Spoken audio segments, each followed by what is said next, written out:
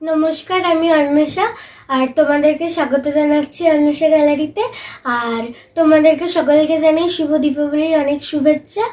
আর আজকের হলো কালী পুজো, সেই উপলক্ষে আমি তোমাদেরকে একটি গান করে শোনাচ্ছি।